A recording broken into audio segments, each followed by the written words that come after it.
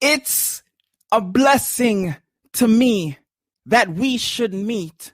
Let me thank each in a seat and even those on their feet. See, I didn't think we'd be doing this back in 2003, but hey, here we are on live stream Podbean. Let's hit it off like 80s melodies from Aretha and Tina T. You know that RESPECT that allows one to listen and the other to speak. If we seek, we can find the pod poet that's inside. However, we should remember a poem doesn't have to rhyme, and it can be a full page or just a few chat lines. You can be grown or a child. You or I may have the words the divine uses to save lives. But however you spend your time, right now, we are live.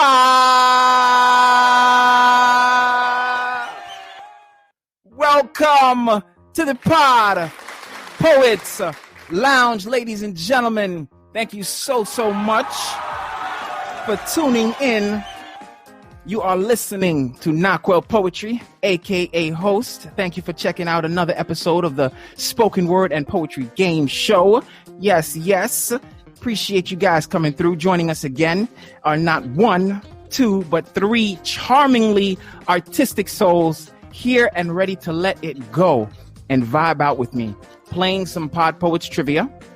They're going to spit a little fuego, smoke it up in here a bit. And of course, we'll get to know them a little bit deeper. So say hello to our panelists in the chat. Let them feel that love. Sit as close as you want. I always remind you, there is no social distancing here.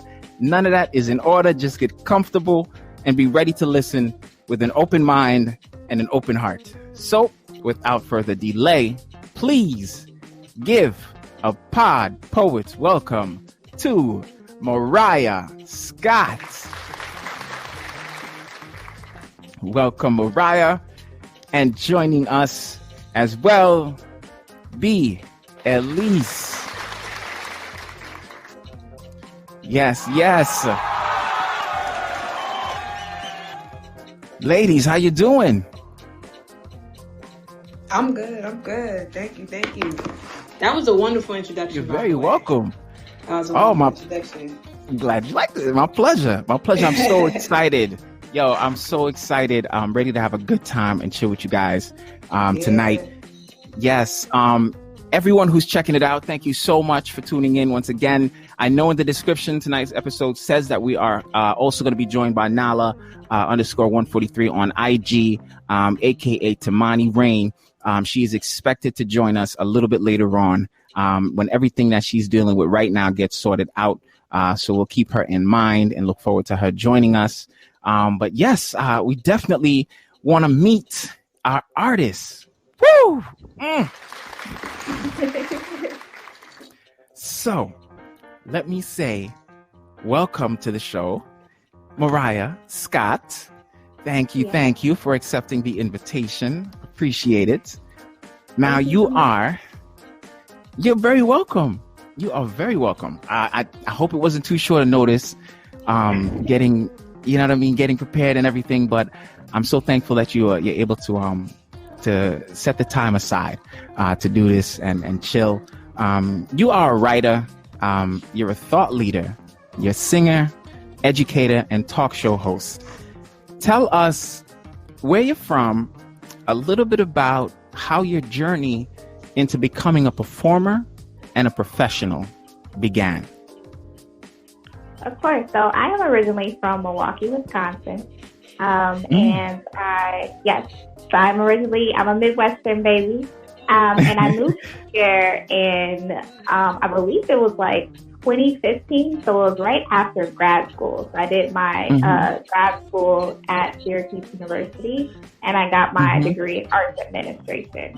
But it wasn't until probably about 3 years ago that I really stepped foot back into performing. So I've been writing for a very long time. However, I was kind of like at a rock and a hard place because I was really trying to know and understand about really just kind of like going for it and really following my passion versus remaining in my safety net. And my safety net is, working a 9 to 5. I know there's consistent money coming in. I know, it's not something where it's more risky, where I'm trying to figure out, what are those sustainable income revenues. So I was able to mix both of them. I have a business mindset, and therefore I'm able to be more strategic on the artistry sound. But I also love and have a passion for not just writing, but also using my art to be a catalyst for change in the lives of others. Yeah. Amazing. Dope. Do you have something that you can share with us? I do. Okay. So I am going to do a poem off of my poetry album that I released back in March, called The Evolution of Love. And so one of the poems beautiful title there. Yes, thank you. I really wanted to, the project really goes back to really just being able to share with my audience what it really to become, and also this idea of evolving into, self, the woman that for me, the woman that I really want to be. And so I really just decided to share my personal journey about me growing, and not just my relationship with myself, but my relationship with others, and building those positive habits and healthy relationships. Yes. So the poem that I'm going to share is very dear to me. It's called Dear Ex. And I'm just going to go ahead and share it. Yeah, the mic is yours, love. Dear Ex, or EV, if I could write poetry with my scar, it would form a picture of you. You who preyed on my insecurities just to push your agenda. I've mistaken my anxiety for butterfly. Latched onto your cocoon of lies for the last time. It is funny how I made space for you. Decorated your body with my bedsheets so often I forgot what self-love looked like. I forgot what pairing of hearts and soul felt like, so I relied on your touch to make me feel wanted. Your words of affirmation became the foundation in which I measured the completion of my novel. I gave you access to my book. When you weren't even deserving of a chapter, you abused my trust, manipulated my body, and believing your touch could somehow heal my internal wounds, had me question who I'd be without you, and I made excuses for you. Told myself that such a warm-blooded being could never be so cold-hearted. I accepted your apologies as prayers that could somehow make me feel whole again. The other reason. You're the reason I had to forgive myself for believing. My self-portrait wasn't beautiful until I saw you in it. You're the reason. I had to readjust my spine to prevent myself from bending over backwards where you shelved your boxes. To erase the mornings of memories, I would downplay my confidence just to seek your approval, dim my light so that yours could shine brighter. I fell in love with you. And you managed to fall in love with our potential, reduce me to an option. But I deserve to be my main choice. I am tired. I am tired of waking up, staring myself in the mirror, relying on you to clothe my skin in beautiful because your opinion matters to me more than my own. I am tired of feeling less than because you were my enough. I am worthy, valued, simply because of who I am and not because of what you think. I used to write love letters to you to remind myself of what forgiveness was like. And now I write love letters to myself to remind me of what internal validation feels like. So dear internal validation, if I could write poetry with my scar, it would look a lot like you. Thank you. I truly love that piece. It is delightful. You're welcome. Definitely took me there as far as growth, going inward. I love the line about what self-validation looks like. I love that piece. I really do. Delightful. Thank you so very much. Appreciate that. More to come, ladies and gentlemen. Yeah, that was amazing. I'm sorry to cut you off. That was amazing. That's okay. Give it up one more time for sure. Yes. Now, B. Elise, you got good taste, evidenced by you agreeing with me just now with that. Right. But I just want to say peace, B. Elise, and welcome to the PodPoets Lounge. You are a singer, rapper. I know you've done some TV and acting as well. I consider you at this point like a true entertainer. On your website, BeAliceOfficial.com, which you guys need to go check out. You say that you embraced your passion, and quote, "I've never wanted to do anything but music. It's essential to my day-to-day life." Please tell the folks where you're from and what you think sparked that zeal and continues to fuel that passion that's inside of you. Well, one, thank you so much once again for having me. You are very welcome. It really, really is a pleasure. Happy to have you. Yes, I'm from Queens, New York, born and raised. Queens in the building. You already know, Queens with the money. I've never, there was never a spark. I just never remembered wanting to do anything else. My memory goes back from, I can remember everything from the age of 3. And I don't remember wanting to do anything else. I remember being 3, and that always has just been in my heart. So, wow, super young. Yeah.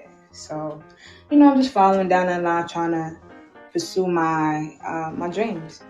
Just trying to go for it. So. Got you. So from that young age, it's that fire continues to be your combustion engine that's just get you going when it comes to moving your pen, getting in the studio, whatever you need to do. I think that's a beautiful thing.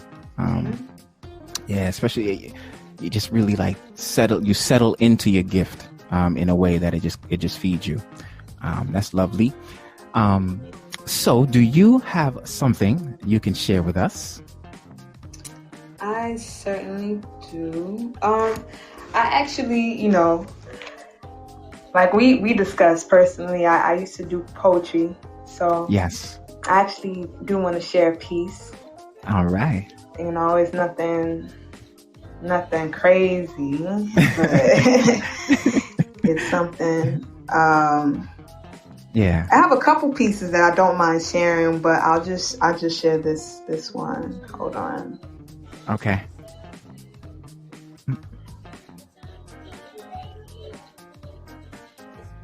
The pod poet that's inside. You ready? Yeah. Okay. So, I was gonna perform something else, but then I was like scrolling through my notes, and I literally just found this one. So that's speaking to you. I think I want to do this one instead. I bet. I'm just gonna go with it. I know you doubt yourself, but where would you be without yourself? Look how far you've come. You started in the hood and made it out yourself. You walk out that door every day and you tighten your belt. With your vision in the front of your mind, you go and seldom stop for help. But there's a bigger vision that you meditate on. You don't hesitate on. You soar to that dream like you got a cape on. And you never give up, even though you know it takes long. Keep getting your pace on with your better face on. It's pretty, so they hate on. Your resilience help you stay strong. These trying times always fade on. What you focus on plays on, so play on. Don't get that game wrong. Fear is really a distant, but your friends acting different. Then you question everything. Your psyche broken down in minutes. They want to snatch you by your inches. Their reach is always missing, moving with the quickness. Pew! Check out the swiftness. Best thing in the world, young, black, and gifted. Best thing in this world, young, black, and gifted. That's it. It really should. Still got that passion, man. This is what it comes to. Yeah. Young, black, and gifted. Dope. I like that piece. Hardcore. How old is that piece? Pretty old. I think like 5 years. Like 5 years. Okay. That's when the last said. That's the last date. But you know how you go back and you fix stuff. So it's man, I know exactly. know exactly what you're talking about. Yes, I got these pieces. I just can't finish them because I go back and I'm like, tweak. I could definitely relate. Facts. All right. I appreciate it. Thank you for sharing, ladies. And again, more to come. Everyone, I appreciate you guys tuning in one more time to the Pod Poets Lounge. We are getting ready to get into our trivia. All right. So round one. You guys have your trivia hats all adjusted? Everybody's ready to go? I'm ready. Yeah? Let's go. Okay. Boom. All right. Scott. Okay. All right. Lovely. All right. We're still waiting for Tamani. So as soon as she's here, we're going to throw her right in. I'm going to hit her with a question. So here we go. Round one, I'm going to explain the game to you. It's pretty easy. I'm going to read the question and then the choices. You just lock in your choice and then tell me what you think the correct answer is. It's 1 point for a correct answer. And we're going to start with like some general questions. And then in round two and round three, I'll have some categories for you guys to choose from. So are you ready for your first question? Actually, I'm going to give you a test question. You ready for the test question? Ready. Yeah. All right. Hollywood poets. The following people are both actors or actresses and also poets. A, Jill Scott. B, Lauryn Hill. C, Yesin Bey. D, Common. The question is, who do I like better? Who do you like better? Yes. Oh. Because I thought he was about to say which one of them are poets and acting. I'm like, wait, all of them?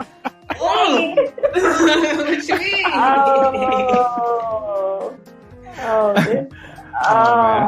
No, that's a trick one. That's a trick first question. I would expect you to know the answer. Who would you say? Probably, Yasin Bey. You know what I'm saying? No. Okay. No. All right. I would have. Okay. All right. So this is my answer. Yeah. And I'm just gonna go on a little limb here, based off of like your style and what you're into. I feel like it's one of the women. It's one of the. Okay, I got close. All right. Okay. This is a test question. Shoot, what did you think? A or B? You're right. It is one of the women. And I don't know how you deduce that, but okay, I'll give it to you.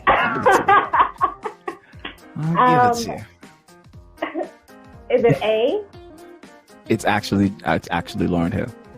Lauryn Hill. But it's all good. All right. Now here we go. Now this is worth points.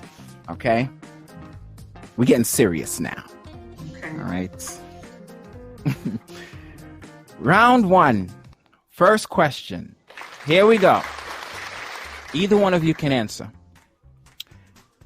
The first Black poet to win the Pulitzer Prize was A, Jill Scott, B, Maya Angelou, C, Gwendolyn Brooks, or D, Assata Shakur? Gwendolyn Brooks. Okay, we've got a Gwendolyn Brooks from Mariah. I'm going to say Maya. I really don't know that one. I'm going to guess Maya Angelou. All right, well. I had a completely different person in my head, and you didn't even mention the guy, so I was like, okay, I don't know. I think I know who you were talking about, too. I think you're going based off of in the recent news, a Black male did win a Pulitzer Prize. No. I was, I forgot his name, but he was part of the civil rights movement, but he was gay. He was a comedian. James Baldwin?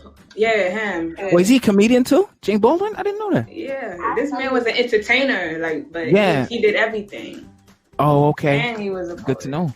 So. I know he was dynamic. I know he was like a serious thinker, especially when it came to race relations. And that's what people know him for, but he was an entertainer. So dope. I learned so much talking to people on this program. It's one of the true delights. So here we go. We got 1 point. Rise on the board. All right. Ready for the next question. Here we go. Who wrote Why the Caged Bird Sings? Is it A, Zora Neale Hurston, B, Maya Angelou, C, Jewel Pookrum, or D, Carol Barnes? Maya Angelou. That was the easy one. I said Maya off rip before you even. I hope you heard it. I said it was so low. I thought I heard something. Who Maya Angelou. All right, awesome. That's what's up. All right, B. Elise is on the board. Yes, that was Maya Angelou. So both of you guys got that. All right. So was this all right? I don't know if this is easy or not yet, but let's see. I got another one coming at you. Okay. You know what? Let's see. Next question. They say no U.S. You got to find me in rhyme. So I say something. It's going to be a line that rhymes, and you got to just tell me who said it. Beatrice, thank you for joining. Here we go. Question. They say no U.S. president ever looked like me. I said, yes, we can, and made history. Is that A, Obama, or B, Trump? Obama. Obama. Yes. All right. I feel like that was a really easy one. All right. Here's something a little bit more challenging. Andrew Marvell once argued in one of his poems that death awaits, time advances, so a lady should let him seduce her. Which poem was it? Was it A, Don Juan, B, To His Coy Mistress, C, For Whom the Bell Tolls, or D, Unending Love? Can you repeat the author? Yes. A was Don Juan. B was To His Coy Mistress. C was For Whom the Bell Tolls. And D was Unending Love.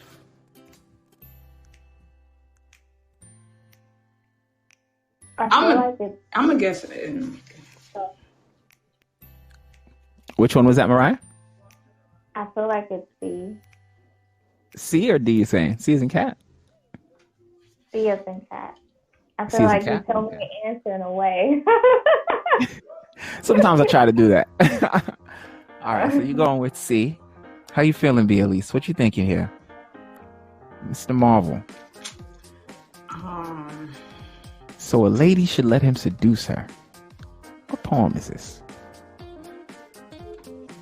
I'm gonna guess Don Juan.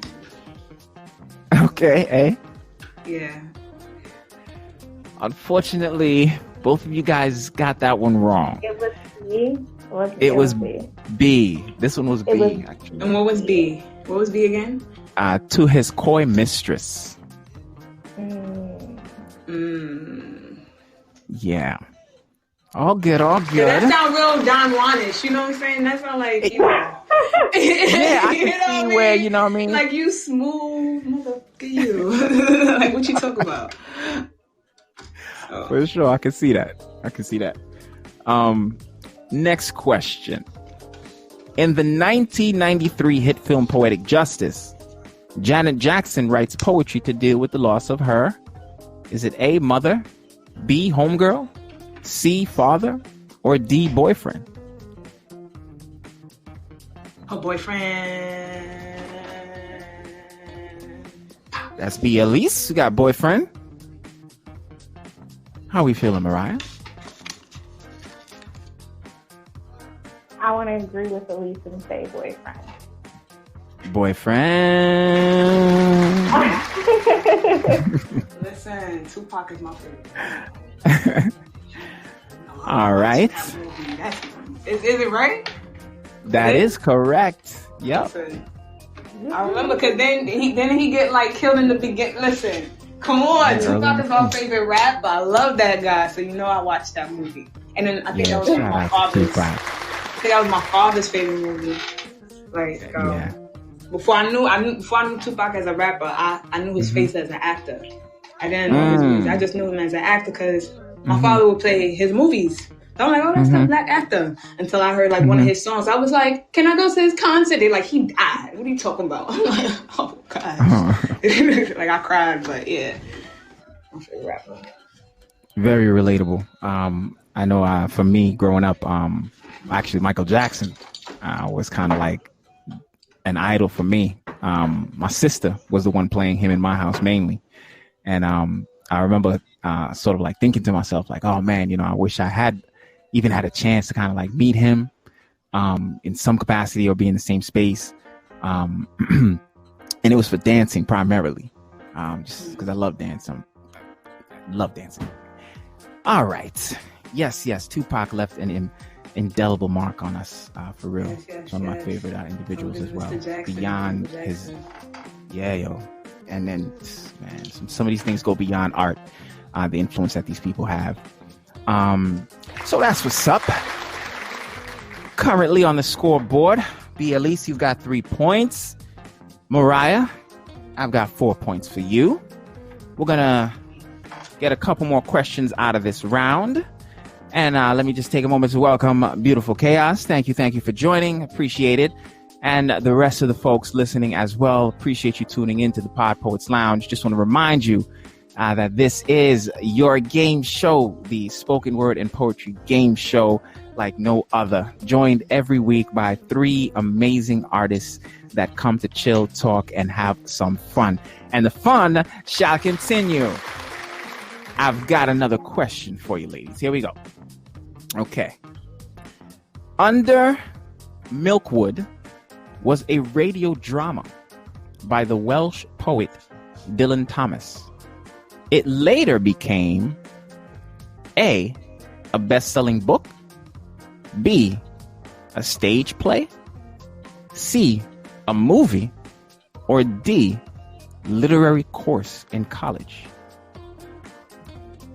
A movie? B. Elise is thinking movie. Okay. Mariah, how you feeling? How you feeling out there? I feel like it wasn't a movie. Okay. Hold on a minute.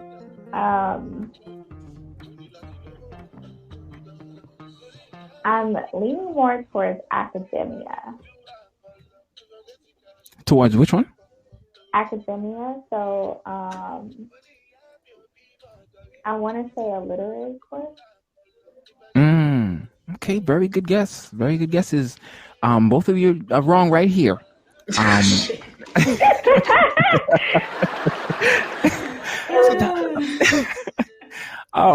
This actually turned out to be a stage play. It was turned into a stage play. Yes, yes. Under Milkwood. Yeah. Okay. So, scoreboard's the same. One more question for you. Here we go. Jump around. Boom. Okay. I want you to tell me who said this. You want to fly, you got to give up the shit that weighs you down. Was that A, Tupac Shakur? Was it B, Viola Davis? Was it C, Vince Carter at the NBA Slam Dunk Championship? Or was it D? Miss Toni Morrison? Miss Toni Morrison. You got a Toni Morrison from the sky. I'm gonna go with that too. Facts. You guys got it. Are y'all teaming up? What's going on here? I just know. I know that poetry. You got me, stumped me on, some stuff, but I know that poetry. All right, well, y'all are killing it. We are, I think we're gonna wrap up the round with that right now. Yes. First round out of the way. You guys doing your thing. How you feeling? How you feeling now that the first round's out of the way? I'm feeling good. You know, I think I shared with you in private that I definitely felt like I had to phone in a friend. And then I started hearing questions and I felt more confident that I knew this. So I appreciate that. That's what's up. And be Elise, where you at? How you feeling right now going into the next round? I'm ready. Let's do it. All right, fantastic. A question for you, Mariah. I want to know I don't know if you have a favorite time, but do you have a favorite time or a favorite place to write? I do have a favorite time, and there's actually a funny backstory to this. I've been writing for quite some time, like I said before, and I remember having like a moment, a spark of creativity, and I find myself having sparks of creativity when it's late at night. So I remember being in high school, and I had an idea for a poem, and I snuck downstairs of the house to the living room, and I just like started writing, and I had the light on, and it was like 3 a.m. And I think my mom heard somebody in the house, and like she came down with like, you know, like what should have been a weapon. And she was like ready to like, you know, pounce, and she was like, "What are you doing?" And I was like, "Oh, I'm writing." She's like, "Yeah, you're crazy. I don't know anybody else who has," she was like, "That's your creative stuff talking. I don't know anybody else who have these moments. It's 3 a.m. You got school in the morning." I was like, "I know, but it's the poem. It's speaking to me, Mama." She's like, "Whatever. When you're done, go back to bed." So like, I find myself like, I intentionally write really, really at night. And to me, it's the most peaceful. It's the most time where I just like, you know, have peace to myself and be in peace of mind. So I definitely do that 3 hours of the night. Very, very relatable. I like writing at night as well. I also kind of like the morning, like when it's one of the first things that I do in the morning with like a little bit of water. I just go find my spot. I don't know. The brain is just firing, a little sunlight in the eyes. I want to know also if you're the type, do you prefer a pen or do you like to type when you're writing? I am so old school. I do everything with a pencil. I'm probably one of the few people who still use pencils. But yeah, so because I go through probably like 10 rough drafts before I feel like a piece is willing to share in public. And so I'm constantly doing like a stream of consciousness and things of that nature. I'm constantly erasing. So for me, like writing with a pencil is probably the best thing for me. Do you have I know it's kind of maybe a tough question, but do you have a favorite poem? Like when you ask that question, what's the first poem that may come to mind? I have a favorite poem. Ooh. I feel like that. I feel like, and are you talking, let me be more specific. Are you talking from a poet, or are you talking about a favorite poem that I wrote myself? It can be something that you've written. It can be something that someone else has written. A poem that you might even like read from time to time because it has that effect on you. A memorable poem that you might consider a favorite, one of your favorite poems. Okay. So I can't drill it down and say that I have like a favorite poem. From like an artist. I know a poem for me myself that I've written that really speaks to me every single time. And that poem is called "Love of a Father," and I really Love of a Father. Love of a Father. Okay.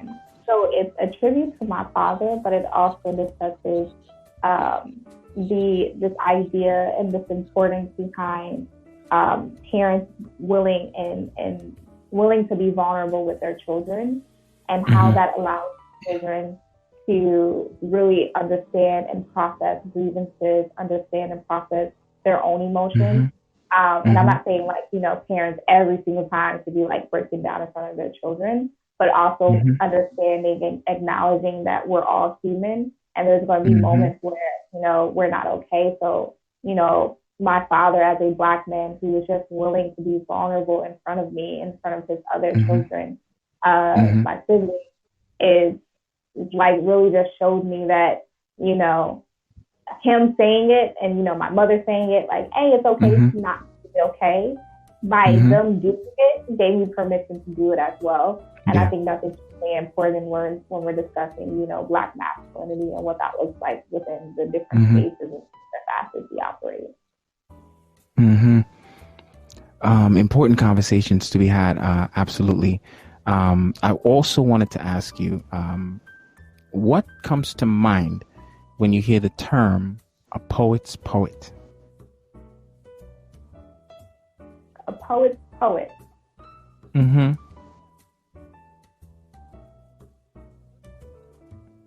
Honestly, that sounds like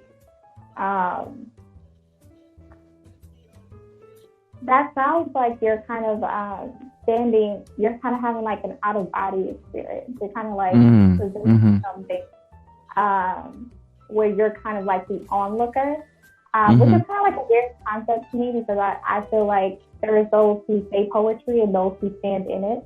And so I personally believe that I make it a duty of mine to stand in my poetry and not make that disconnect happen. I don't want to be an image for you. And I know a lot of people take on an identity and present that identity. And they're not, they share stories, but sometimes it's not that it's not their own. It's just, it's this character that they've created. And the thing about me is I'm always sharing things that are personal connections to me. Either I've experienced myself or people who are close to me have experienced and I've witnessed. And I'm, don't knock anybody who's doing character poems, but I'm the type of person who tends to stand in my poetry. Beautifully said. I love that idea. Do you have another piece that you can share with us? I do. And this is actually a piece that is a part of my poetry collection that I'm getting published by the end of the year. We're going to claim that into existence. So I decided to come up with a poetry collection around that Black masculinity, and it's called Lessons of Father's Tears Taught His Daughter. So this piece is really based off of two major events that, I witnessed in my life. The first one was when we lost this last summer, my father's second mom and my uncle within the span of a month, and just kind of seeing Black men grieving. And then I saw that same, kind of process when Kobe Bryant died, and this was on a national scale. So I decided to write a poem about when Black boys cry. So lovely. I want to hear it. This poem is called Tears of Grace.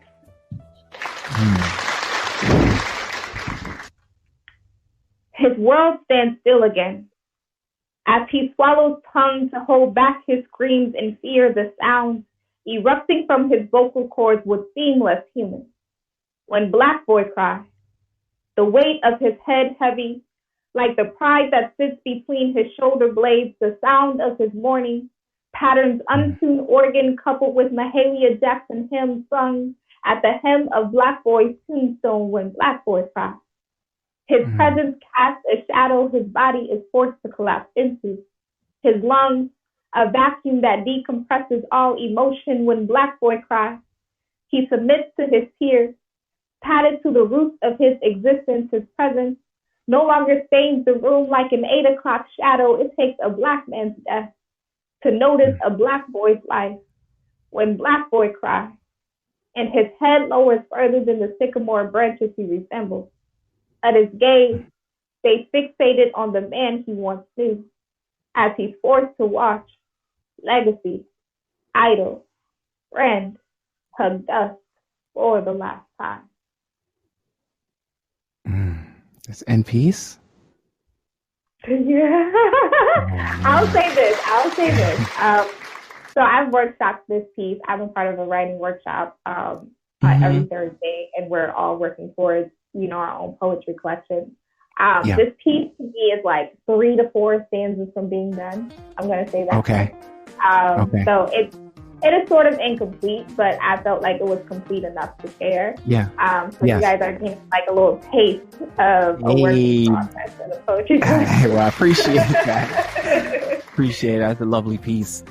I love the content. Yeah. Those poems really speak to me as a Black man. I often have no choice but to sort of reflect in a different way, I think, than anyone else hearing a piece like that, because it really does speak to my experience as a father. You know, I have a son, I have a daughter, and I love actually how like conversations, art like your poem, sort of ventilates those matters, sort of ventilates that reality, and I think it's a task of love in a way, in my eyes, when I think about Black women that tap in that way, to sort of corral us in a sense with their words, with that understanding, because that's kind of what I get and what I feel as well from that work. It's beautiful. It's like, it feels like a warm hug of understanding. Graceful, beautiful piece. I really appreciate that deeply. Yes. Yeah. Okay. Yes. So, I wanted to ask B. Elise a question. That was dope. I definitely agree with everything that he said as well. So, yeah, way to go, Mariah. I like that. Yeah, big ups, Mariah, pushing that pen, man, with purpose. And you do the same thing, Miss B. Elise. I want to switch it over to you for a second. You had the JB experience, and you were interviewed by the prolific Jason Bourne. R.I.P. to that dear brother. Yeah, R.I.P. Indeed. Definitely a major loss to the indie community. Like, yeah, he was really one of those people that actually cared. Like, he actually put together platforms that actually produced something. Yes.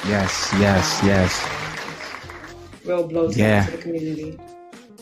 Indeed, movers recognize movers, as you said, and you guys cross paths such at the undergroundhiphopblog.com. He asked you about your hit song, actually on Boomin'. And you explained that the song was written in 2014 but not released yet. I want to know, like, what did you take away from seeing the actual reception to the song, you know, once it started to grow legs and went public, and how people received it, versus how you felt about it originally? What did you take away from seeing all that? It just made me not be so much in my head, you know. It taught me to not think so much, because I didn't like the song at all. I did not like it, at all. It didn't come out how I wanted it. Yeah. The way it is, that's not how I intended it. Like, I did not like it. I remember I told the producer who did the track, Young Stokes, very talented. I told him, I said, I don't like this. We got to finish it. He's like, it's finished. It sounds finished to me. So let me just wrap it up and give it to you. I'm like, stop playing with me. Like, I'm going to come back and finish it. But, you know, time went on, and I was just with the song, and I didn't let nobody hear it until like 2 years later. And then somebody was like, yo, this is dope. What you talking about? Like, this is fire. You got this album? Like, it's on iTunes? I'm like, no. I'm like, it's not good. They was like, no, hold on. And then, you know, just letting other people hear it, passing it along, just saying, you know, their response to it. That made me be like, okay, so I guess, let me see. And I put it out, and you know, it's still rising. It's still growing. It's growing every day. The views are always growing. I still have people hit me up randomly, like, I love your song. Like, even after, like, at this point, I'm like, yeah, nobody cares. But then somebody will pop up and be like, yo, I love your song. I got downloaded. They screenshotting it. And, you know, just the other day, somebody made like a TikTok video I'm like, yo, that's dope. Like I do not know this person, that's but some way, somehow they got my music in. So yeah, I'm appreciating that's huge, yo. Yeah. Oh, no doubt. I think there's reason to celebrate there, man. I think it's a beautiful project. I love the sound. I like the joint, and I just wanted to I wanted to get your take on that because you had something in the treasure chest and didn't want to let out, and then boom, there's the gold, and here it is shining. So that's beautiful that it's doing what it's doing. Do you have something that you can share with us? Yeah, I have a whole bunch of stuff I can share with you guys. Well, that depends on what you would like to hear. I could play a song of mine, or I could just recite whatever you're in the mood for. I'll recite another poem. Okay. All right. The mic is yours, dear. Let's see.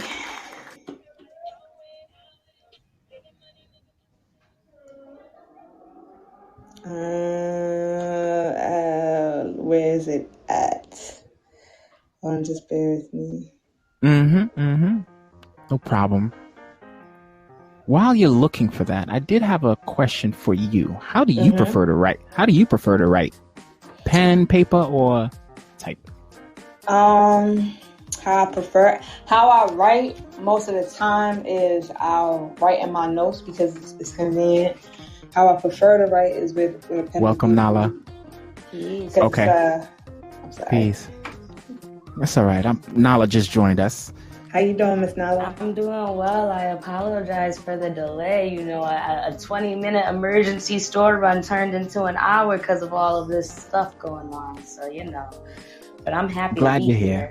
Yeah, I'm very glad that you made it and that the situation worked itself out. I hope that it did. Yes. And appreciate you still coming on the program. Despite whatever it took to get here, I was definitely looking forward to having you on. So thank you so very much. Yes, ladies and gentlemen, let me do this properly. Welcome to the show, Tamani Rain. Welcome, Tamani. Thank you. Oh my goodness. You are very welcome. I'm so happy to be here. As soon as you sent me that request to be here, that invitation, I was just like, I can't wait. Like, it was you. Your energy is so beautiful, and I appreciate that. I was excited. I appreciate yes. it. Yeah, that's what's up. The energy's been really, really good here. Honestly, going all the way around. Ladies and gentlemen, if you're just tuning in, I want to thank you once again for checking out the PodPoets Lounge. Remember, the program airs every Saturday. It's myself and 3 dynamic artists. And just like tonight, we have some fun with some trivia. We talk a little bit and they spit that lava, that fuego. And it's getting smoky in here.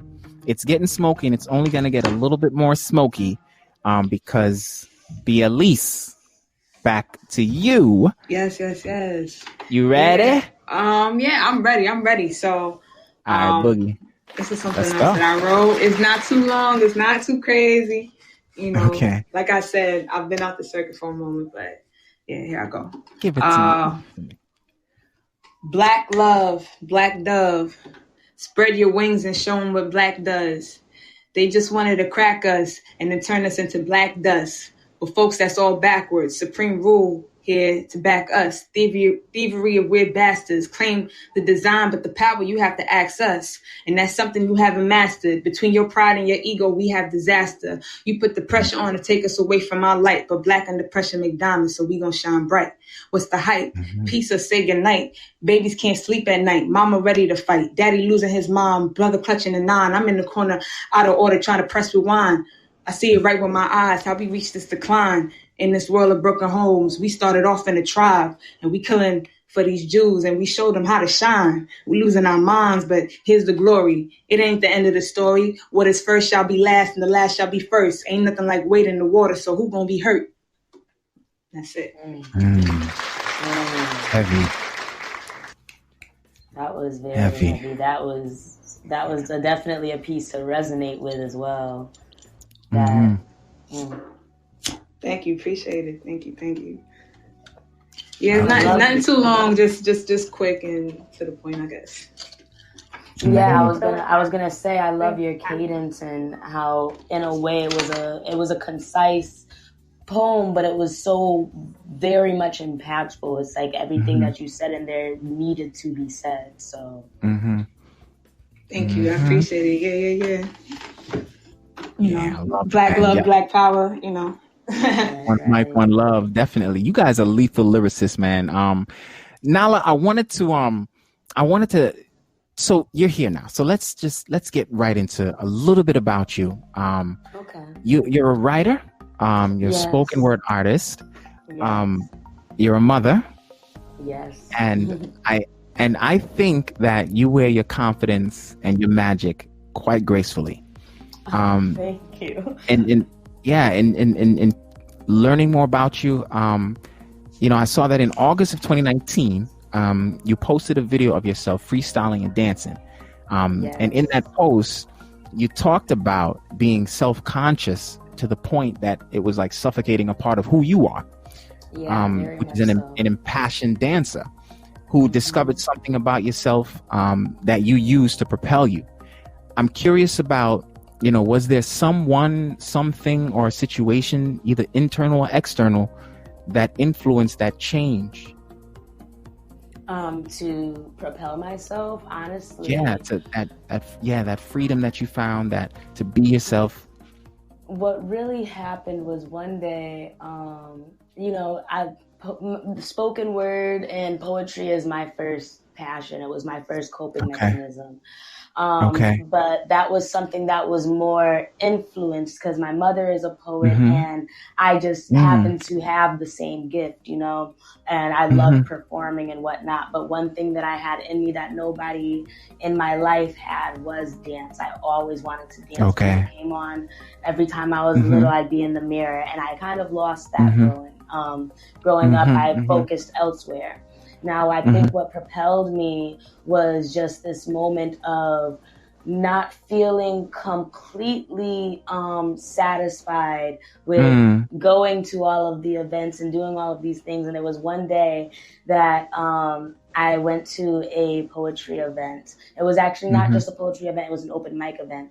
I can't remember her name, but this dancer got on stage and she did a dance to one of the other artists' poems. And it was one of the most beautiful things I've ever watched. And it kind of reminded me of like, wow, I'm a poet. I could be dancing to my own poetry. Why am I not doing this again? And, I got home and turned on some music and, was just in my vibe because music is an everyday part of my life. I just got into like the elites. Yes. It's like I always say, I'm like, I have music for breakfast. I don't do anything before I turn on music. So, I kind of just found myself dancing again. I found the perfect song of something came on my playlist and I started moving and I felt the passion grow again. I felt myself realize how much I missed dancing and dancing seriously and using that as something to cope, to help me heal and to help bring me forward. And I was in the mirror and I think what it was kind of like the outside influence, but the internal experience of seeing myself in the mirror, remembering that this is the gift you have. It's not something that you have to worry about whether or not anybody's watching you. And I kind of learned to grasp that concept of dance like no one's watching. Because if I don't do that, I'm always going to worry about whose eyes are on me. And those eyes could be so heavy. I want to know, do you have something that you can share with us? A poetry piece? Yep. Of course I do. Awesome. Actually, the piece that Elise just did, that was so beautiful and heavy. I have a little layup for you, so I hope you can resonate with me back. Okay. No doubt. Yeah. You ready? This piece, yes, I am ready. Okay.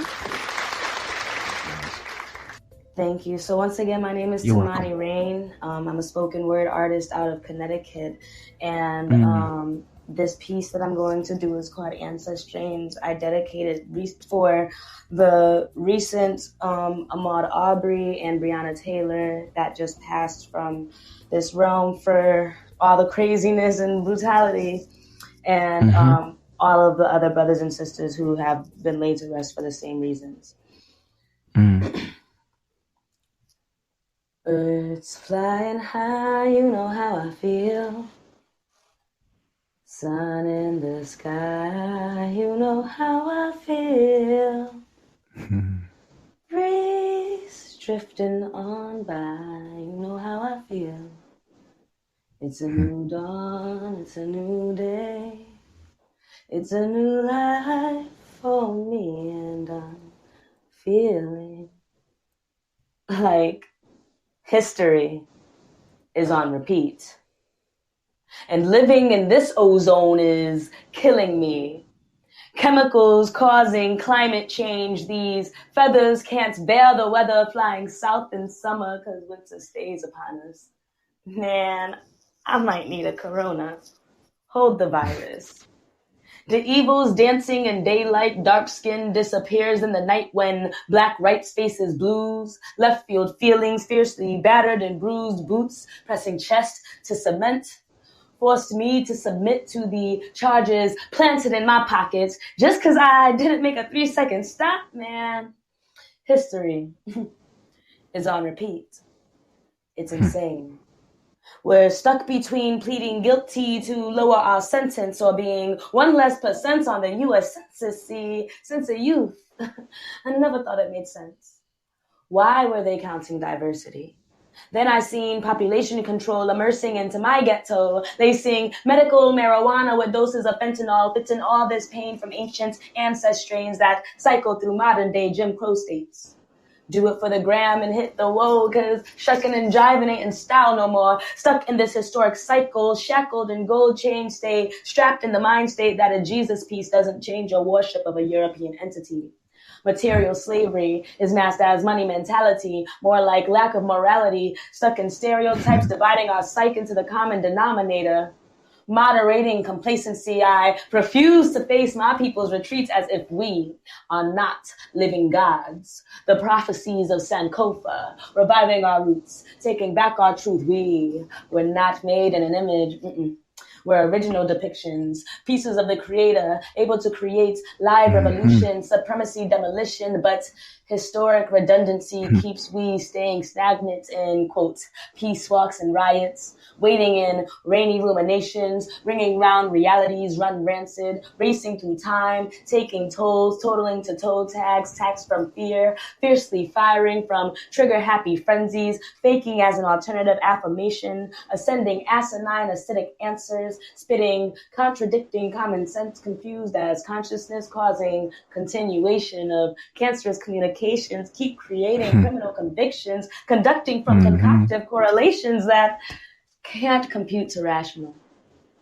Mishaps modified as misconstruing miscellaneous misconduct.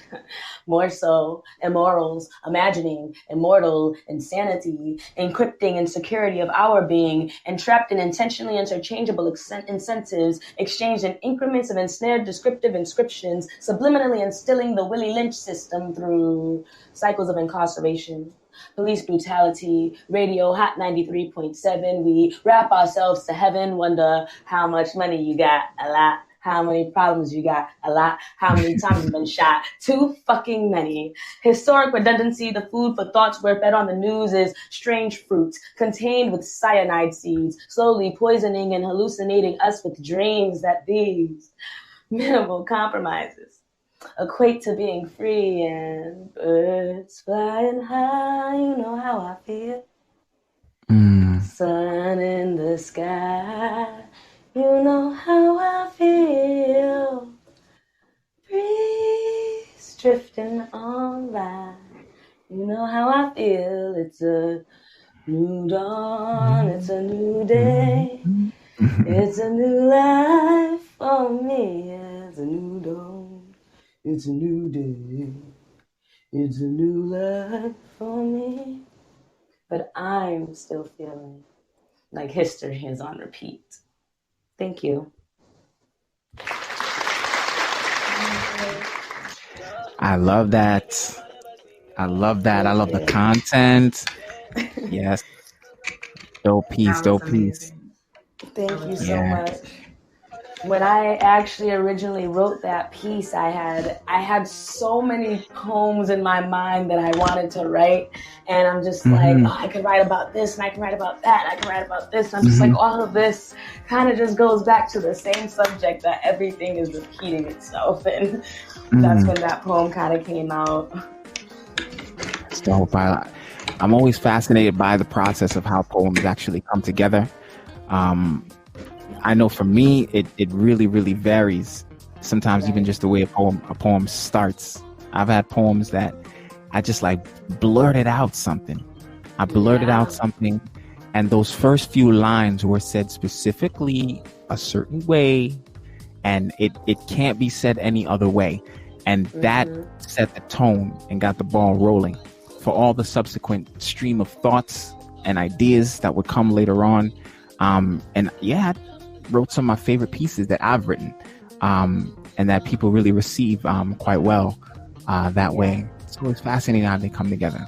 That's dope. I love that piece. I can definitely resonate with that same concept, because I've had moments. My poem, "I Am Not a Poet," that I told you about earlier. Right. That piece is exactly how that started. So how that came about. Very relatable. Yes. All right. Thank you. Appreciate it. My pleasure. My absolute pleasure. All right. So now that you are present, Timani Rain, you are getting into the game. So you're going to start you in round 2. Mariah is entering round 2 with 5 points. Give it up for Mariah one time. Let's go, Mariah. And be Elise with 4 points. All right. I got it. Ladies ready to go? Yeah, you got to catch up. I'm going to give you a chance. All right, Mariah's ready. Be Elise, you ready to go? Yep. Trivia has adjusted? All right, boom. Okay. So this round is going to be a little bit different. I've got categories for you guys to choose from. I'm going to ask the question. I'm going to ask the question, and you can all answer. And I also might do one where I'll ask a specific poet the question and only expect the answer from that poet. If there's anybody in the audience that might be listening for you, I will give you a lifeline.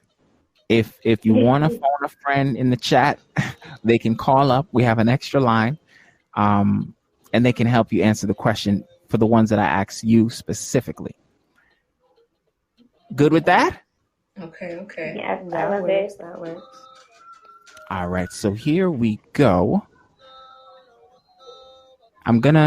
You guys see the categories in the chat? Yes. Okay. All right, so here we go.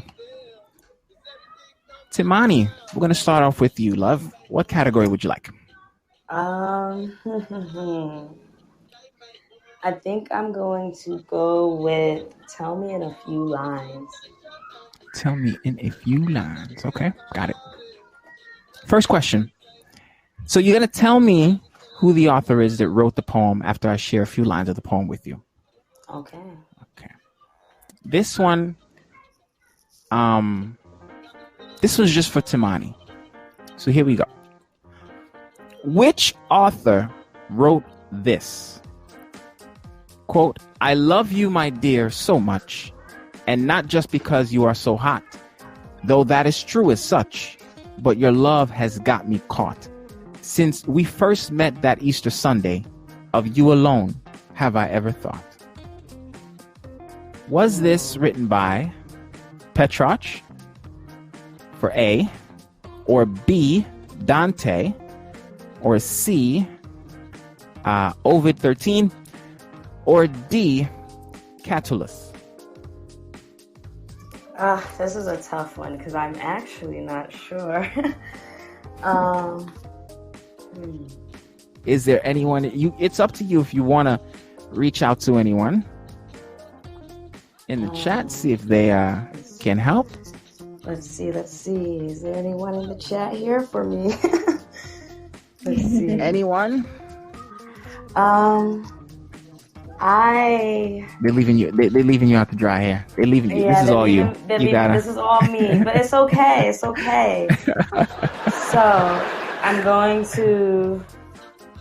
Something has me leaning towards C. Ovid. Okay. No, that one is not correct. Yeah, that was not correct, unfortunately. Okay. All right, but we need to get you on the board. Okay, we're gonna get you on the board. Let me shoot this question to you, because I kind of started with some easier questions, right, ladies? Fair enough. Yeah. You had some easy questions. You had some something in there too, so don't even. All right. I'm gonna shoot this question to you. Hopefully, this will be a easy one for you. Get you on the board here. Okay. What famous poem begins with the line, "Once upon a midnight dreary, while I pondered, weak and weary"?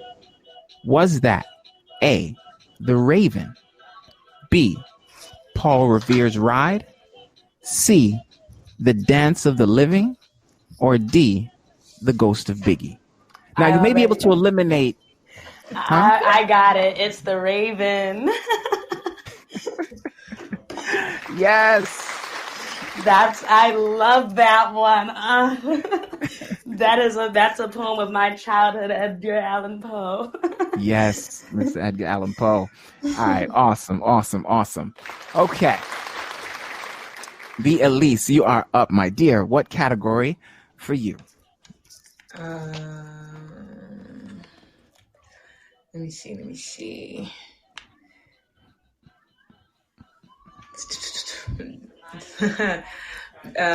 But musician, poet, both. That's the category. Yes. Musician. Mm-hmm.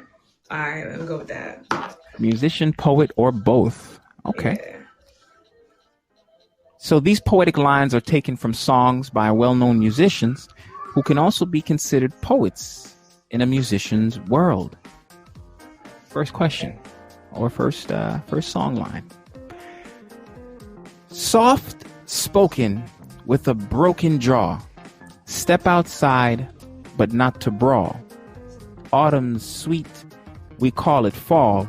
I'll make it to the moon if I have to crawl, and with the birds I'll share this lonely view. Hey, peace, Jimmy, welcome. So here's some information for you. I just posted in the chat about this particular line, or a series of lines. Is it A, Bob Dylan? Is it B, Elton John? Is it C, Stevie Wonder? Or is this from D, Anthony Kiedis? This is just for B, Elise.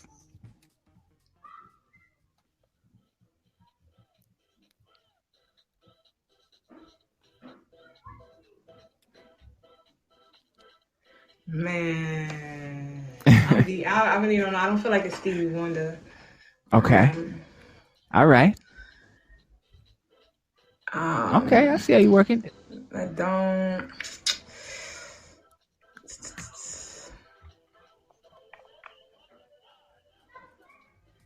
I'm gonna say Elton John because he speak like that. Okay, good guess. This one is actually Anthony Kiedis. I don't know who that is. That's why I didn't think I had no idea who that is. I was like, between the three, that's not Stevie. Bob, he might say something like that, but he's too folk and he's like a little more, let's not fight too much. Elton John would say some raunchiness like that. So, yeah. Can I chime in and ask, is Anthony Kiedis a part of the Red Hot Chili Peppers? Yes, he is. That, you see, that's why I couldn't get it. I'm like, that's a Red Hot Chili Peppers song. Oh, man. Good stuff. Okay. Mariah Scott, what category for you, my dear? Quotes and mo quotes. All right. I got you.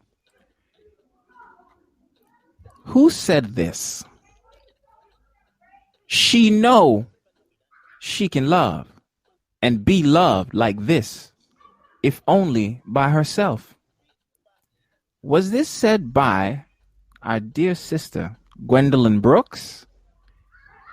B. Rita Dove? C. Mahogany Brown? Or D. Bill Scott?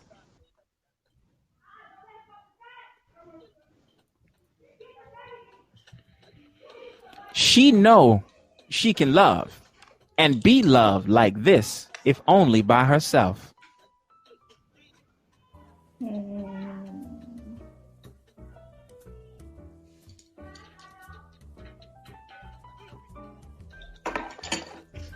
Gwendolyn Brooks, Rita Dove, Mahogany Brown, Jill Scott.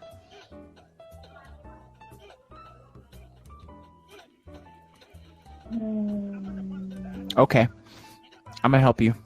I'm gonna start the timer. I'm gonna start the. Wait, hold on. Wait. Now I'm supposed to have to wait because nobody else got time, and now I'm getting time. All right, you know what? I started with you, but I gotta make sure everybody gets a timer now. Now we'll do it like that. It's only about 10 seconds. Nothing serious. Okay. Because you know what it is? I don't want anybody Googling things I know you wouldn't do. Things I know you wouldn't do anyway. Searching for the answer. I'm just kidding. Right. I'm just kidding. But here we go. 10, 9, 8, 7, 6, 5, 4. Rita Dove. 3. Rita Dove? No, this one was Mahogany Brown. I was going to say Mahogany, but I want to stop second guessing myself. I'm going to stop second guessing myself. I want to stop doing that. Yes, you do. You know it. Okay. So, still at 5 points on the board. Mariah Scott be at least 4 points. Timani, 1 point. Chance to get some more. Category for you, Timani Rain.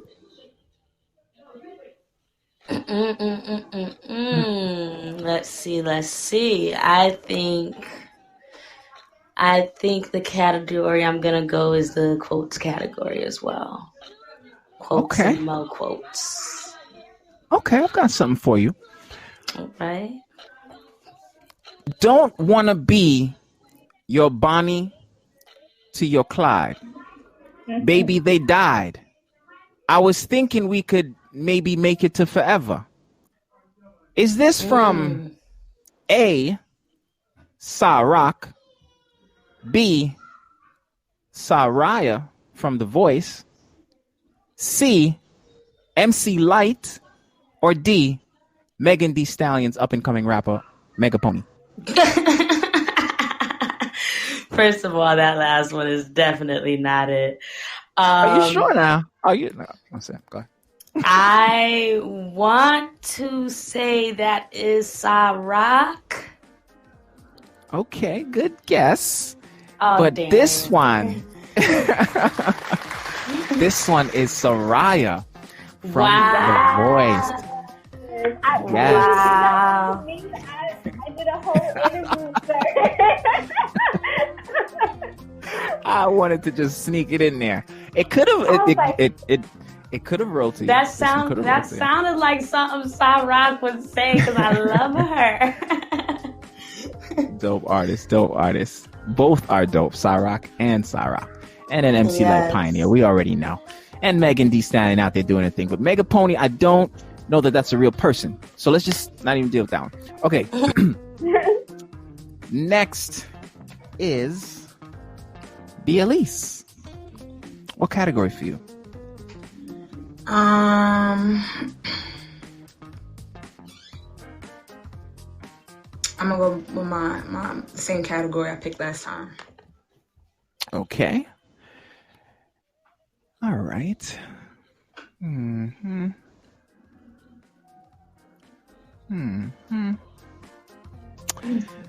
All pirates, yes, they rob I, sold I to the merchant ships.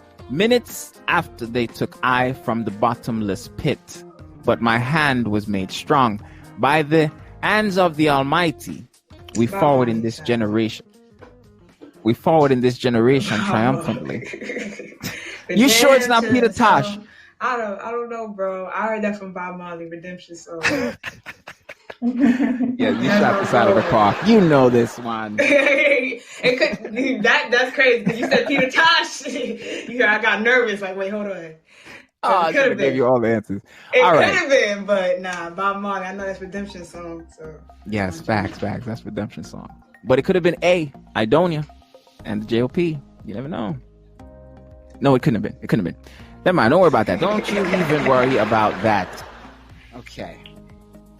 Mariah, please give us a category. Can I do Def Poetry Jam? I just want to see what this entails. If my poetry slam is up there to be trying to do this. Okay. What year did Def Poetry Jam start?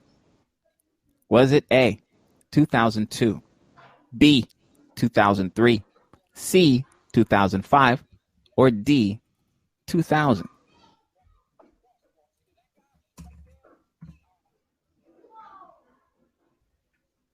She thinking.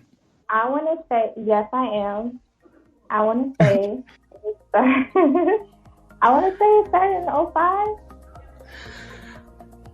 Okay, good guess. This one is actually 2002. 2002. Wow. Yeah, it was a dope show. I was about to ask if it was just for Mariah. Yes, that one was just for her. But you know what? Let's go ahead and switch it up a little bit right now. And anyone can answer the question, but I'll ask a particular artist the category. And I think, let's see, I think you're up, Imani. Okay. What category for you, Imani? Timani. I'm gonna do. You remembered how I told you how to say my name. Yeah, I'm Imani. It's okay. It's okay. You know who you're talking to. That's all that matters. I'm going to go with Def Poetry Jam. Okay. Question for you. Who was the first host of Def Poetry Jam? Was it A, Taylor Swift? Was it B, freestyling, basement vibing, Big Tigger? Was it C, Martin Lawrence? Or was it D, most definitely Mos Def? Can we all answer? Anyone can answer. Yep. It's Mos Def. Mos Def. You said most definitely Mos Def. Like you answered the question. Is it Mos Def? It's Mos Def. Yeah, most definitely Mos Def. Definitely Mos Def. Because Martin did the Def comedy. Right. Tigger was in the basement on BET. That was a different platform. And Tiffany and Taylor Swift. Completely different platform. Taylor Swift is Taylor. That's just disrespectful to the culture now.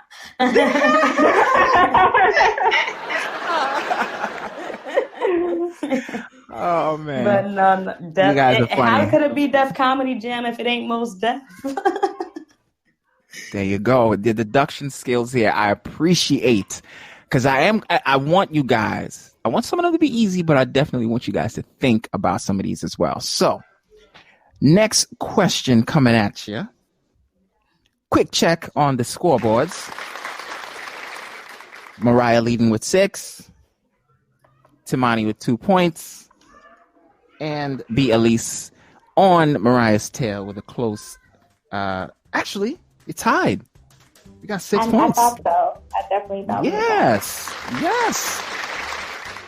Okay. I carry the 1 and do the math, so they tied here. See, we both can eat. What happened? Word. We both can eat. Exactly. Now, there is a good chance that in coming shows, I'm going to be working with other platforms to expand the brand a little bit and try to feature some of the artists that appear here on the program that win maybe, or a combination of winners and just guests, and feature them on other platforms. So I'm in talks right now to try to partner with some people doing some things on IG and other things to make that happen. So it's something that I'm kind of putting out there in high hopes that it will just it'll manifest, so that you're not just winning simply for bragging rights, but also to just push what you're doing also into another platform, another space, new eyes, new listeners, new viewers, and just try to even use this platform in a broader way for artists and for poets, so that as you come on here, I know people are listening, but also like get you into another space as much as possible as well, and just keep it going. So just to make it even more enriching and of more value. So that is coming down the road, hopefully very, very soon. There's a good chance that it could happen for June, and that would mean that I might be reaching out to the winner of this program, the winner of all the shows for the month. We'll try to feature all the winners in some form or fashion on that other platform. So I know you guys probably thinking, what is he talking about? Blah, blah, blah. But I'm gonna just put that out there and let that grow, let that come to me. So I'm looking forward to that. I'm excited about that. But the show continues. I've got another question for y'all. Okay. Category selection is it Tamani? Are you up? I just went, so I. Oh, you just went. Yeah. Okay. Mariah? Yes. It is your turn? Yes, my turn. Don't cheat now, because I messed up. No, I'm looking for. I was scrolling up to look for the categories, so I forgot. Musician, poet, or both. Okay, got that one coming up for you. Thank you for joining, Muhammad, and everyone else present in the room. Appreciate it. Okay, here we go. This one now. I hurt myself today to see if I still feel. I focus on the pain, the only thing that's real. The needle tears a hole, the old familiar sting. Try to kill it all away, but I remember everything. Who said this? Is this musician and poet? Is it A, Johnny Cash? Is it B, Dame Dash? Is it C, an early artist off Cash Money Records called No Popo the Poet? Was it D, Tony? Johnny Cash. No, Johnny Cash. Yeah. I was. I knew it off the first line. Johnny Cash. Johnny Cash. Yes. All of you are correct. Okay. B. Elise. Category, please. Okay. Let's see.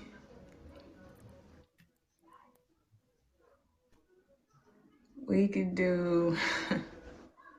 I'm gonna stick with my category. Okay. That's musicians. Okay. You know what? I'm lying. Let's do the terms and lingo. Okay, I got you. What term best applies to this line? The wind screamed about my window that February night. Is that A, a rhyme?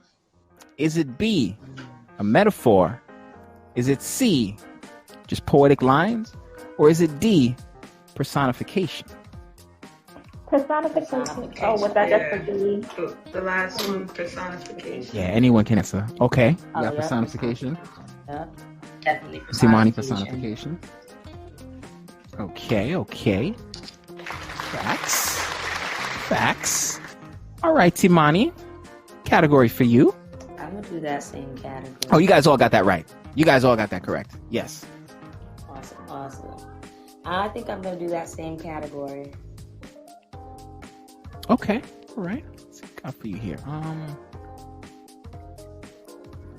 What term would you choose to describe this line? The soft sounds of the sea soothe my troubled soul.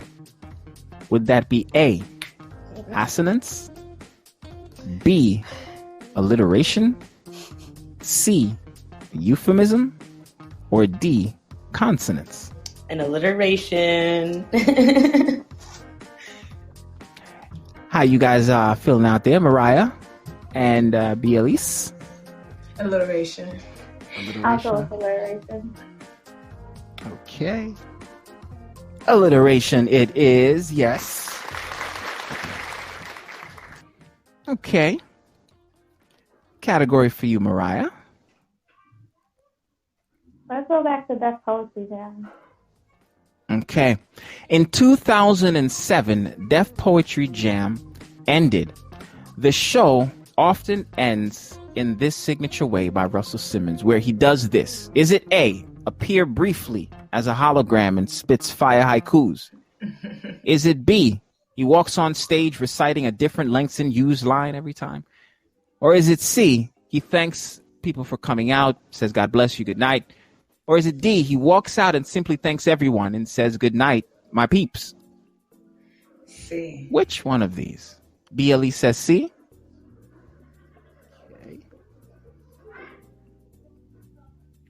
Wait, what was C again? What was C? Thanks them for coming out, says God bless you, good night. Yeah, that's what he does. Yeah, I think so. And I think he bows sometimes. Yup. What do you think, Mariah? Tell me Doesn't say much. Tell me what B is again. I'm sorry, one more time. B is he walks on stage reciting a different Langston Hughes line each time.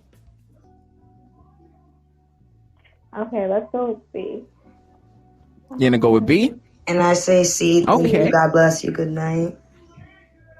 C is correct. And I think he did the same thing for Def Comedy Jam as well.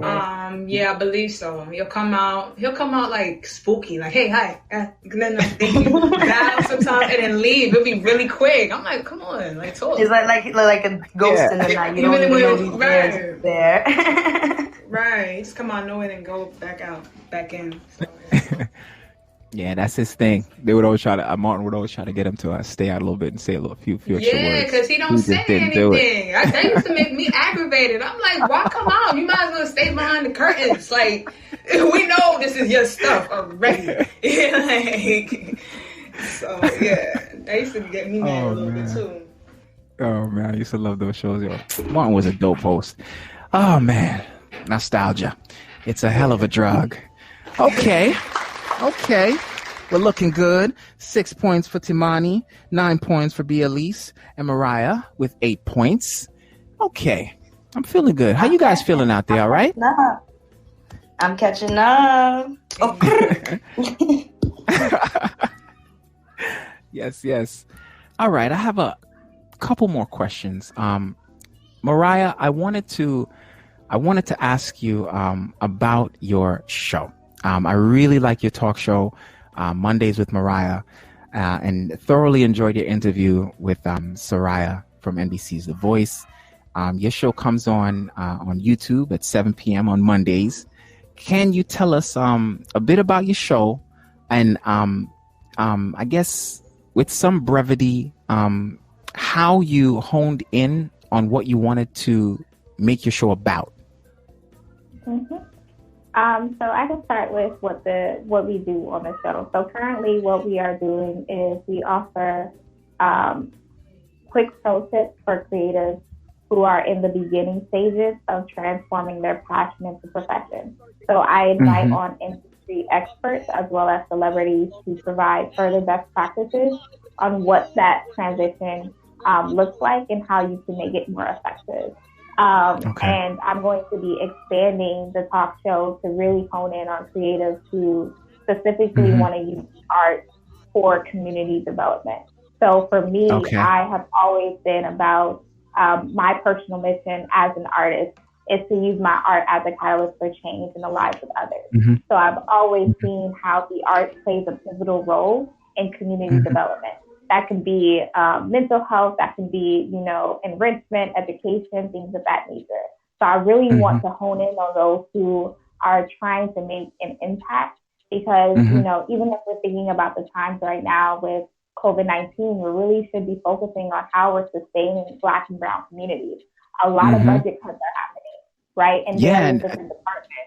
And so still the most impacted community as well. Right. And we're going to be we're still the most impacted community. And I can take education, for example. Public education right now is in the talks in the workspace of the town hall I've been on. It's going to be cut probably by 50%. Public education was already defunded, right? Because of Title I, depending on the area, and taxpayer dollars. So we don't want to have a population, some of who already feel less than, so even more less than, because they don't have access to enrichment programs. And the talk right now is there might not be an opening of schools next fall. They might continue to do it virtually. So how as we as creatives and artists can really make sure that we're being proactive and making sure that we're still offering, some of these services to our student population. I commend you so much for the work that you're doing, both behind the mic and on the mic with your talk show and your platform, and the things that you're ventilating and talking about. I do think it's brilliant, absolutely. And so does Empress Poetry. Really, really commendable work, sister. I hope the divine continues to bless you in your endeavor as you do what you do. Can you please share another piece with us? Will you delight us? Child. So I'm trying to figure out which direction I should go. I'm also trying to figure out like what people are feeling. I know we've done a lot of political poems. I know for me personally, there's when Black Boys Cry, and also like my Dear Ex poem. So I'm trying to gauge if I should do like switch it up on us.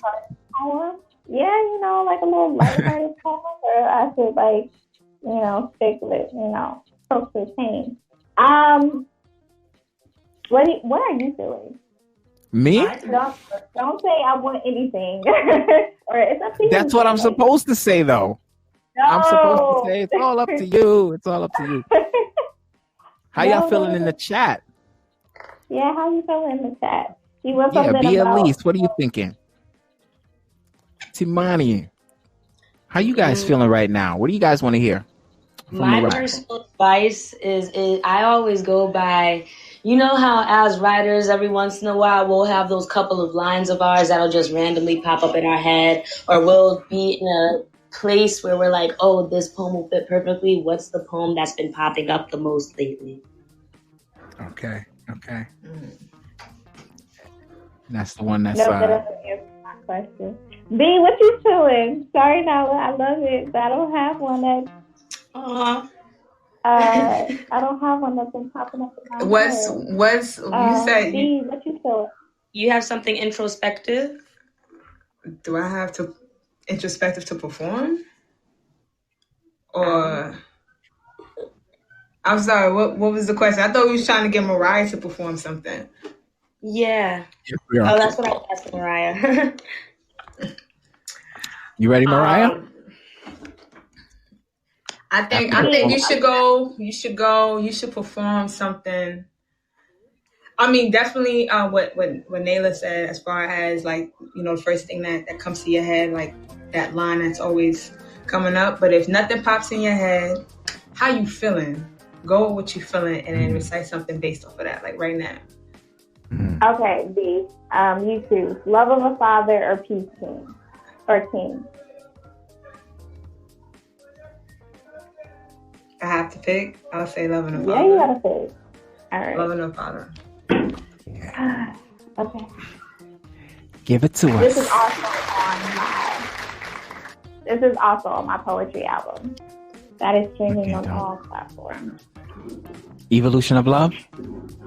Evolution of Love, yes. All right. I hung a portrait of you.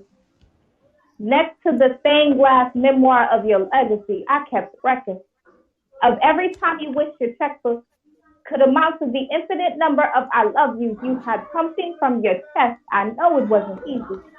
Being black men to this world and father to us, I could never imagine what it does to your psyche when your skin is considered lethal. When America would rather lynch your integrity, make jealousy of your skin than to embrace your humanity, Daddy. I saw as you baptized your emotions into a sea full of unforgiving water. I watched as you sacrificed your comfort to become the perfect image of a father you never had. I called you my Superman. As I watched the bullet holes of your depression become your kryptonite, your once gentle touch became corpse-like on my skin. I saw you die inside.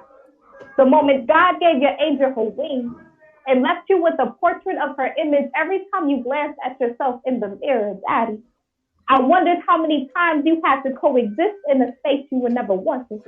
How many times you had to role play to perfect this idea of masculinity, a label society gave you before you had the opportunity to define it for yourself. I wonder if you would ever be judged, ridiculed, viewed as less than a man because your greatest sacrifice was loving us unconditionally, even when society chose to love you under the conditions you could provide. And I wish I could swallow the hourglass and make time stand still to tell you, I'm sorry, America may never view you as the father I've known you to be, the same father who told me I was beautiful so I wouldn't have to murder my self-esteem just to resurrect it, the same father who told me that if I could treat myself to compliments and roses to impress me, a man would have to come to the table with something greater, the same father who told me the only time I should bury my dreams is if I knew they were seeds with the potential to grow. Daddy, I'm sorry I never told you that you are my life, and whenever I'm around you, I feel gain, and when I'm away from you, I feel lost. Daddy, I'm sorry I never told you that I saw America play double dutch with your emotions for so long. The simple spark in your eyes have gone and left you questioning if your life would ever become bearable again. Daddy, I'm sorry I never told you that you don't have to worry so much anymore. Being black man to this world and father to us helps me realize when the roles have been reversed. And sometimes your childhood hero needs a moment to be human. So here is the moment. Your baby girl, raised to be queen, can finally stand on her own. Thank you. That's beautiful. That's beautiful, beautiful, beautiful piece. Ooh. Yes. I like how you always end your piece with thank you. I just end it, and it's so graceful. I don't know. It might be like where I grew up, but it's, one of the things that I will never take for granted is you never have to listen, right? But you choose to make that decision. So I have to thank you for even just giving me the opportunity and just listening to my work. So I appreciate you for doing that. Facts. The emotion depicted in that piece, it's like I can't see your face, but it's like you're crying through your words, and it was definitely beautiful. Thank you, I appreciate it. Make sure y'all catch that on Evolution of Love. Yes. All right. So playing in the background. Appreciate you already know. Listen, I want to, because we're coming up on 9 p.m. and I asked you guys to chill with me for 2 hours. So I'm going to end the show at 9. But I want to get two more pieces, if I can. One more from Bialise and one more from Nala. Now, so real quick question for you, Nala, and then if you can share something for us. So I wanted to ask you, and I guess you could try to answer this briefly as you can, just in the interest of time. But I thought about this question for you. So we know it's important to remain present and in the now for mindfulness reasons. But if you could use your mind for 2 minutes to go back and talk to a younger version of yourself, what age would you go back to? And what is one thing you would tell yourself in that 2 minutes? And then please share a poem. I would go back to the age of 17. Okay. And what I would tell that young girl is that not everybody who comes at you and seems like they're attacking you are attacking you. Sometimes they have your best interest. Sometimes they don't understand. And even though you yourself know you're far beyond your young years, they're not going to always understand that in this moment of protecting your younger self. So that is something I would definitely tell her to, listen to the elders, listen to the energies around you, trust your intuition, because even as an adolescent, we still have intuitions and, the concept of right and wrong and morality. And, that's the number that I always say. If I can go back to my 17-year-old self, I'd pull myself right off the edge of 17. So, that's powerful. It's powerful. Thank you. All right. Do you have something you could share with us? I do. Peace, King. Okay. Let's see. So I'm... Yes.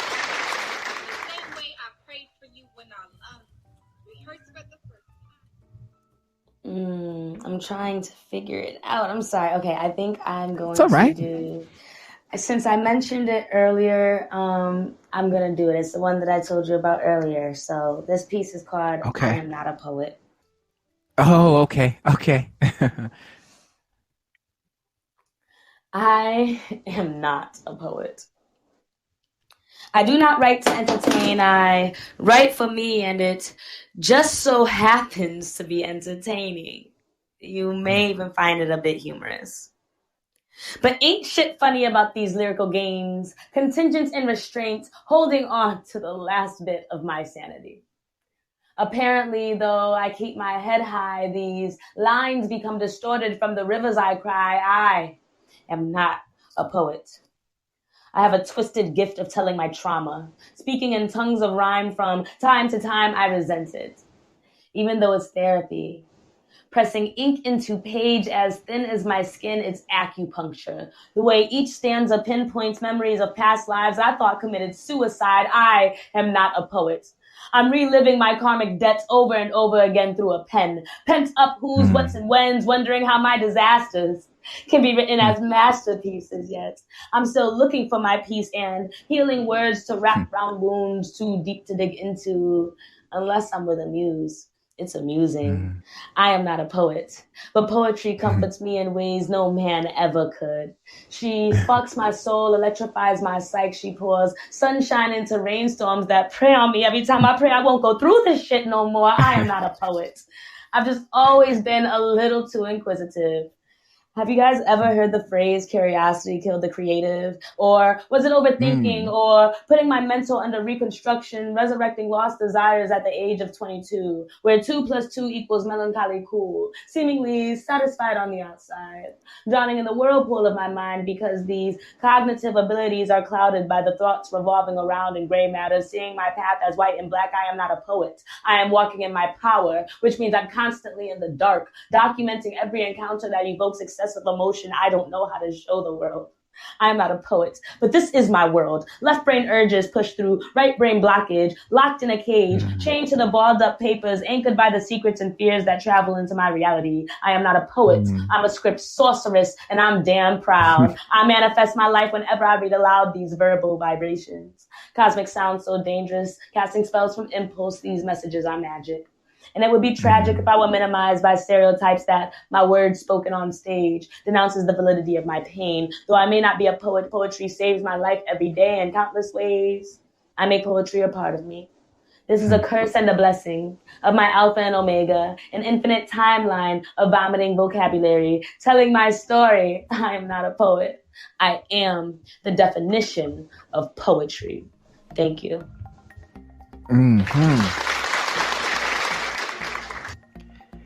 Yes. Reminds me of what Mariah was saying a little bit earlier. Yeah. Dope. Love that piece as well. I feel so lucky.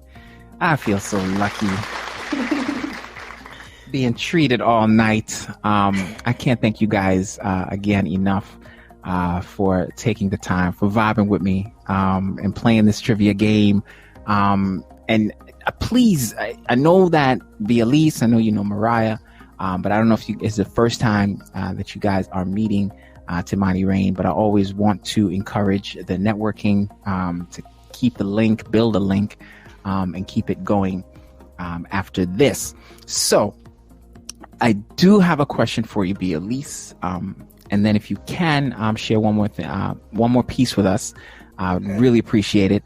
And just so you guys know, the program can continue beyond 9 p.m. It's not like it will get cut off or anything like that. Just so you know. So if it goes a little bit long, maybe like 9:05 or so, we'll just end it there. So Elise, with your experience, I want to ask you this. What might be your biggest level up tip that you can share with our listeners from your experience? Just being in the entertainment business. Yeah. As far as, I guess it would be in the entertainment business, if you want to sort of narrow it. But it could, a level up tip that has helped you that might have helped you personally, and it translates to both. Something like that, maybe that comes to mind. Level up tip. Yeah. Because you've done it, right? You've done it, right? Yeah, I've definitely leveled up on some people. I would say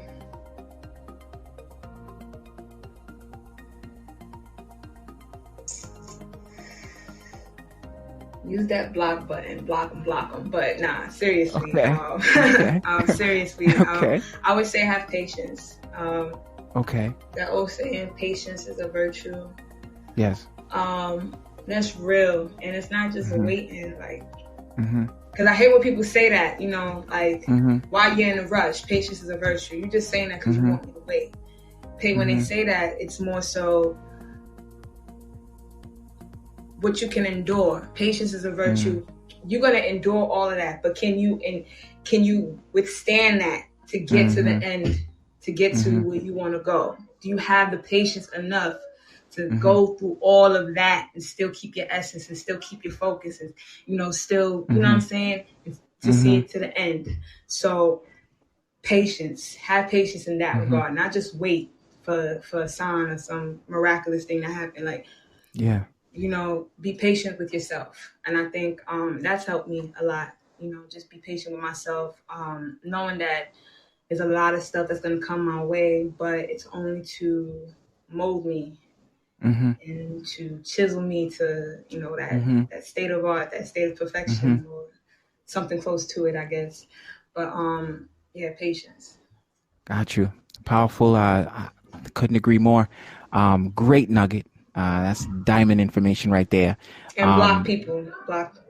Yeah, I don't lie. That's the realness. Like, you may have to block a lot of people first. Like, get them out your space.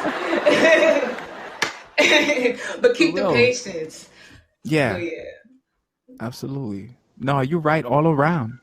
People will suck your energy, and it's important it's not just waiting, but waiting sort of gracefully, if I could say it that way. And as you said so beautifully, really just enduring, just being patient, because that patience, that waiting can break you down.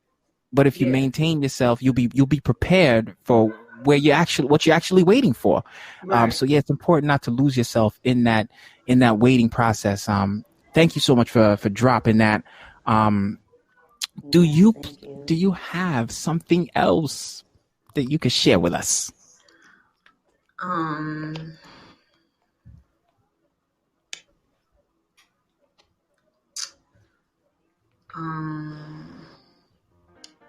Yeah, I have one. It's very old.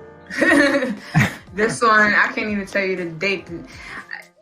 It's very old. It says 2020, but that's because I just opened it. Like, it's like okay.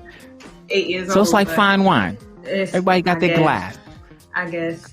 I'm ready. Yeah, this is called Crooked Coppers. Okay. So I'm just going to go in. Crooked coppers, community blockers, trying to lock us, trying to stop us. Aim at the sky when they flying they choppers. Mob up if they mob up on one of our partners. Racist as crackers, bullied as Negroes. Hate on themselves, beat us down as a sequel. No shame in their heart when they aim at their people. Hate in their mind, distorted the perception of equal. I call them a fool, a systems fool. In the end, we still all are victims. Dirty Miss Media, queen of deception. Through pics and linguistics, we're far from perception. A lowly persuasion, white domination, threatened by Asians. But where's my nation? Communities embracing other forms of slavery, because true freedom's a weird sensation. We throw up a black fist to each other instead of the one we should truly be facing. What's the hesitation? The ball's in our court, so why are we waiting? Black power ain't dead, it just took a vacation. It came back more melanated, but this tan ain't never fading. With more troops allocated at more and different stations. We got an army and RBG and no one can stop us, so let's get it together and fuck all them crooked coppers. Thank you. I took that from Mariah. Thank you. Yeah, that's a dope one. That's my kind of poem. That is my kind of poem. Thank you. Thank you. Yeah. I love it. I always think about, the fight, the spiritual warfare, the literal warfare that we as human beings are engaged in, whether we like it or not, constantly under attack. Constantly under attack in all areas of human activity. It's a real problem. But you know what? I'm reminded of our resilience as a black man, as a black person, as an African descendant. I'm reminded of our power. And this platform, this experience, poets writing with reason, with purpose, the way that they do. Your work, each of you here on the panel, your work is really like an inspiration to me, like a personal motivator, a galvanizing force that helps me to continue to write, to continue to speak about these things in my own work, and encourages me to have a platform where these conversations can be had, these types of works can be ventilated and aired out so people can hear them. We have a story to tell, we have a voice, and I love that I'm able to facilitate that in this small way. But it absolutely wouldn't be possible without you guys. It just would not be, without the listeners, without the people who confide in me, the vote of confidence, to even accept the invitation. It means so very much to me. I appreciate it. Can I just say that as to respond to that, the invitation is one of the greatest compliments that I'm sure Elise and Mariah can agree, but it's definitely one of the greatest compliments that you could give us, because it lets us know that our work is reaching somebody else, that somebody else resonates with it, somebody else is appreciating it, and they take it home with them, Yeah, absolutely. That's one of the things that I want. My pleasure. I'm absolutely humbled and honored that you guys are a part of this. You make it really what it is. Our game show. Mariah, you back online? Yes, I'm so sorry. I have no idea what happened. That's okay. That's all right. A little glitch. Got you back. Glad that you are back. So we're going to tally up the scores because I'm going to let you guys go. Our winner for the evening is Elise. Let's give it up for her. With 9 points. Yes. Great game. I really hope that you guys had fun. I want to thank everyone for their support, for tuning in. I hope you had a memorable time. I welcome your feedback and your questions as always. Shout out to our sponsor, CompuFix Solutions. You can visit them at compufix.net to book your on-demand help desk tech. And whether you enjoyed just listening or vibing in the chat, I can't wait to have you back at the PodPoets Lounge. So spread the word and follow me on IG at Knockwell Poetry. You can donate to support this program via Cash App, $Knockwell Poetry. And a very special thanks to our guest artists for stopping by. Big them up one more again. Yes. It was a true pleasure having you all on the show, evidenced by the smile on my face. Please stay safe. My pod peeps, stay positive. Have a great night and take good care. Peace. You're always willing to go the extra mile. Tattooed on your ribcage to remind you, like Adam did Eve.